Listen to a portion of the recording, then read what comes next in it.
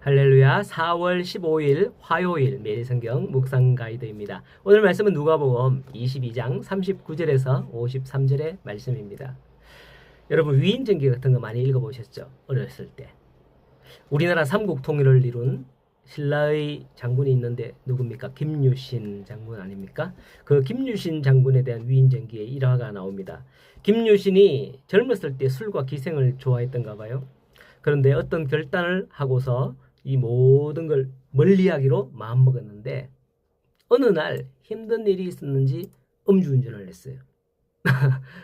술에 잔뜩 취해서 말을 타고 집으로 갔단 말이죠. 요즘 자동차만 자동운전 시스템이 있던 게 아닌 것 같습니다. 술을 막 먹었어도 말을 타면 말이 알아서 가요. 술이 잔뜩 취해서 말에 올라 졸고 있으니까 그렇게 말은 주인이 평상시 자주 가는 곳으로 가는가 보다 하고 그냥 기생의 집으로 말이 갔다고 하죠. 그런데 김유신 장군이 정신이 번쩍 들어갔고 내려서 칼을 뽑아서 말에 목을 치고서 굳은 결심을 했다라는 그런 이야기가 적혀 있는 걸 기억하고 있습니다. 말도 주인의 습관적으로 어디 가는지 그걸 안다는 거죠. 그런데 오늘 말씀해 보니 예수님도 습관을 따라 감람산으로 기도하러 가셨다라고 말씀을 하셔요. 우리는 성경을 볼 때 예수님의 이적을 일으키시는 권능에 놀랄 때가 많습니다. 또 세리와 죄인들의 친구가 되셔서 약한 자들을 품으시는 예수님의 인품에 감탄할 때가 많죠. 그러면서 예수님의 그러한 권능과 성품은 모두 그가 참 하나님이시며 참 사람이기 때문에 그렇다 이렇게 쉽게 결론을 내립니다. 그러나 성경은 예수님의 권능과 성품은 그의 신성에 의한 것이라기보다는 그의 기도의 습관, 기도의 결과였음을 종종 보여주고 있습니다. 기도에는 이런 유가 날 수 없느니라고 말씀하셨고요. 예수님은 필요에 따라서 기도하신 것이 아니라 마치 때가 되면 식사를 하듯이 규칙적으로 이렇게 습관적으로 오늘도 기도하셨다라고 말씀을 하죠. 이런 말이 있습니다. 습관은 제2의 천성이다라는 말이 있죠. 그러므로 우리는 습관을 길러야 합니다.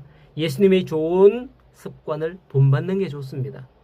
우리가 학생 때 보면 내가 좋아하는 선생님이 음악을 가르치면 음악을 정말 막 두고 파요. 열심히 해요. 또 영어를 가르치면 막 영어 선생님이 내가 좋아하면 막 영어만 그 선생님에게 어쨌든 인정받기 위해서 영어만 막 하죠. 수학 선생님 수학만, 국어 선생님 수학만, 국어만 어떤 그 선생님에게 인정받으려고 그 과목을 더 다른 과목보다 열심히 하는 그런 경우가 종종 있었습니다. 요즘 학생들도 그런 것 같아요. 우리 딸도 그렇더라고요. 자, 어쨌든 성도 여러분, 타고난 천성이 그렇다는 말 우리는 안 써야겠습니다. 개버릇 남주냐 하는 말 다른 사람에게 듣지 마시기 바랍니다. 개버릇 남 주십시오. 그냥 야 이거 너 해 주시고 그렇게 살아가십시오. 한동대 초대 총장이었던 김영길 총장님은 한동대 학생들에게 이런 그 말을 한다랍니다. 배워서 남주자라는 슬로건을 내걸었답니다. 배워서 남주자. 좋은 것도 주지만 나쁜 것도 내버리고 또 예수님처럼 습관을 길러야 하지 않을까 그런 생각이 됩니다. 아시겠죠? 6시마다 제가 큐티 보내는데 큐티 습관 꼭 기르시기 바랍니다. 자, 그렇게 제자들은 예수님은 제자들을 데리고 감람산으로 기도하러 가셨는데 사실 습관을 따라 기도하러 감람산으로 간 거지 갈릴리에 있을 때도 기도하러 일부러 감람산까지 왔다 뭐 그런 말은 아니에요. 감람산에 가서 기도하는 게 습관이다 이런 말은 아니거든요. 기도하는 습관 갈릴리에 있을 때는 갈릴리의 모처에 또 예루살렘에 왔을 때는 감람산에 이렇게 습관을 따라서 기도할 때에 장소가 중요한 게 아니라 습관을 따라 했다는 것 이게 중요하죠. 자, 예수님은 제자들과 돌 던질 만큼 떨어져서 기도했다라고 하네요. 한 30m 던지나? 모르겠습니다. 우리가 이 자리에서 목사님이 다 같이 기도합시다. 뭐 이렇게 가끔 주일 예배 설교 후에 그렇게 한 목사님이 그런 말씀을 하시죠. 그렇게 해도 사실 소리 내서 기도는 잘 못합니다. 왜? 옆에 사람이 들을까봐. 그래서 음악 반주를 막 크게 올리기도 하고 옆 사람의 기도가 안 들리도록 하는 게 또 우리에게 습관화되어 있습니다. 혹시 여러분 산기도 가보셨는지 모르겠습니다만은 산속에 들어가서 기도하려고 하면 너무 조용하거든요. 그래서 산에서 올빼미 소리, 여치 소리, 온갖 짐승 소리들이 아주 멀리서 있는 것까지 잘 들립니다. 잘 들려서 두려움이 더 앞서요. 옆에 있는 또 같이 갔으면 옆에 있는 사람들이 기도하는 소리 이런 건 너무 잘 들리죠. 그런데 예수님과 제자들이 다 기도하러 감난산으로 갔어요. 옆에 제자들이 기도하는 소리, 예수님이 기도하는 소리 너무 신경 쓸 수밖에 없기 때문에 예수님께서는 돌들질 만큼 멀리 가서서 기도했다라는 것이죠. 보세요. 예수님이 기도하시다가 와 보니까 45절에 보면 제자들이 잠들긴 잠들었는데 슬픔으로 인하여 슬플 때 어떻답니까? 하면서 막 울면서 통곡하면서 기도하는 분 들어봤죠? 예. 그래 기도하면 왜 저래 자꾸 울지? 이런 생각도 사실은 들거든요. 자, 여기서 울면서 기도하고 저기서는 막 찬송하면서 기도하고 저기서는 큰 소리로 막 쫙 하고 이러면 이거는 완전히 뭐 도떼기 시장판 같지 않겠어요? 이렇기 때문에 예수님은 참 떨어져서 기도한 거고 마치 예수님이 말씀하셨던 골방에 들어가서 기도하라 라는 그런 기도와 같이 은밀한 중에 보시는 하나님께 기도하기 위해 그렇게 가셨다라고 보는 거예요. 지금 예수님도 십자가의 죽음을 앞에 두고서 기도하시기 때문에 엄청 고민이신 거죠. 42절에 보면 아버지여 만일 아버지의 뜻이거든 이 잔을 내게서 옮기시옵소서. 그러니까 아버지의 뜻이 아니거든 옮기지 말고 아버지의 뜻이거든 옮기란 말이죠. 예, 그러나 내 원대로 마시옵고 아버지 원대로 하시기를 원하나이다 라고 기도합니다. 예수님은 기도에서 아버지의 뜻을 구하는 기도를 올린 것을 볼 수가 있습니다. 그런데 우리의 기도는 다 들어보면 대체로 누구의 원대로 되기를 기도할까요? 내 소원대로 들어달라는 기도가 좀 많아요. 좀 많아. 우리도 아버지의 뜻을 구하는 그런 기도를 해야 되지 않을까요? 예. 그렇게 아버지의 뜻을 구하며 간절히 기도하는 가운데 천사가 나타나 예수님의 기도를 돕기도 하고 또 예수님께서 간절히 기도할 때에 흘러내리는 땀방울이 마치 핏방울 같이 되더라 라고 44절에 말씀을 하고 있습니다. 이것을 흔히 예수님이 땀구멍에서 피가 나도록 기도했다? 제가 그렇게 설교하는 걸 들어본 적이 있습니다. 그렇게 설교하는 분이 있는데 아니거든요, 사실은.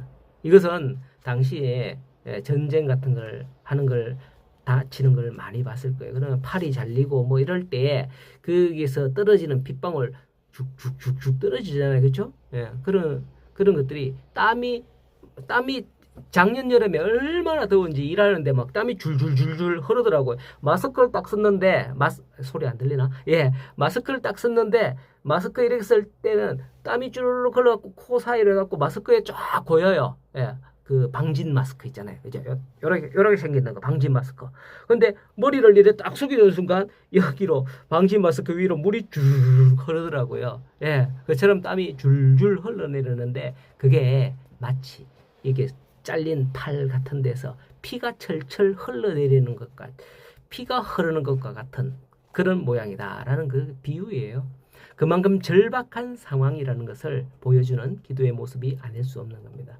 이후 바로 가룟 유다가 예수님을 넘기기 위해서 한 무리들과 오고 있기 때문에 예수님은 다 아시죠. 제자들은 지금 뭐 슬퍼하다가 기도하다가 졸고 있지만은 잠자고 있지만은 예수님은 기도하시면서도 세상에 돌아가는 모든 걸 하나님이시니까 다 알잖아요. 가룟 유다가 벌써 저기서 출발해 갖고 오는구나. 어디까지 왔구나. 이러면서 막 도착하기 전까지 간절하게 그렇게 기도하지 않았겠어요? 그 마지막 때 예수님은 제자들과 무슨 대책 회의 뭐 이런 걸 하지 않았습니다. 오로지 감람산에서 기도를 드렸다는 것을 볼 수 있는 거죠. 기도 중에 잡힌 거예요. 혹시 여러분은 죽으실 때 어떻게 죽고 싶어요? 이런 말씀에서 정말 아침부터 죄송한데 당신은 죽고 싶을 때 어떻게 죽겠습니까? 죽고 싶습니까? 이렇게 물어보면 다들 편안하게 잠결에 죽고 싶어 이렇게 잠결에 죽고 싶다 하는 분들이 많아요. 제가 대구 다산에 있을 때에 어느 권사님이 목사님 저는 기도하면서 하늘나라 가는 게 소원이에요. 목사님도 그렇게 기도해 주세요. 이렇게 하시더라고요. 제가 그 교회를 떠나고 1년이 채 되지 않아서 한 6개월 됐나? 하여튼 뭐 1년이 채 되지 않았을 때 그 권사님이 소천하셨는데 정말 거실에서 무릎을 꿇고 엎드려 성경책 앞에 놓고 기도하는 그 모습 그대로 손을 탁 모고 엎드려서 기도하는 그 모습 그대로 돌아가셨대요. 원수들이 애워싸고 온갖 공격과 두려움에 있더라도 예수님처럼 기도로 승부하는 그런 성도가 되었으면 좋겠습니다. 우리들도. 그들은 강도를 잡는 것과 같이 금과 몽치를 들고 왔지만은 기도하신 예수님께서는 사랑으로 용서하십니다.